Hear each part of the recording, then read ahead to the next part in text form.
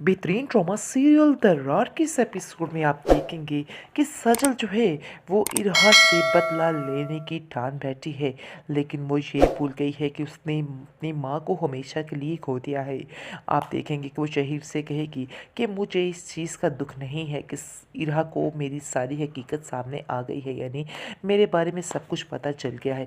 मुझे दुख है तो इस बात का कि आज सजल उसकी इरहा की वजह से ही मेरा बाप इस दुनिया में नहीं रहा, और दूसरे नंबर पर मेरी माँ भी मुझसे दूर हो गई है। और ये सारा कसूर इरहा का ही है कि आज मेरी माँ अपनी सगी औलाद को भूलकर उसके पीछे चली गई है और उसको इसके अलावा कुछ नज़र ही नहीं आ रहा।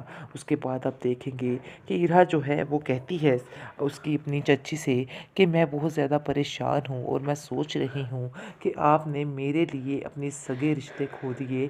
आगे से वो कहेगी नहीं, मुझे अब समझ आए है कि मेरे सगे रिश्ते कौन हैं और बेगाने रिश्ते कौन हैं। मैं आज तक तुमसे इतनी नफ़रत करती आई, लेकिन अब मुझे इस चीज़ का एहसास हो चुका है और अब मैं तुमसे माफ़ी मांगती हूँ और मैं तुमसे वादा करती हूँ कि अब तुम्हारे साथ कोई भी नाइंसाफ़ी नहीं होगी इस घर में, क्योंकि मैंने भी तुम्हारे साथ बहुत ही बुरा किया है। आगे से वो कहेगी कि नहीं, मैं जानती हूँ कि आपने जो कुछ किया वो सिर्फ़ और सिर्फ इरहा की सजल की वजह से ही किया है, क्योंकि सजल ही आपको कुछ ना कुछ बताती थी तो आपका मूड ऑफ हो जाता था, वरना आपने मुझे बहुत ज़्यादा मेरा ख्याल रखा है। ऐसे तो कोई सगी माँ भी नहीं रख सकती।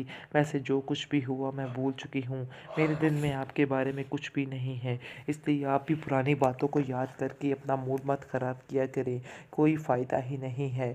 अब बस अपनी सेहत का ख्याल रखिएगा, क्योंकि आपकी सेहत मेरे लिए बहुत ज़्यादा ज़रूरी है।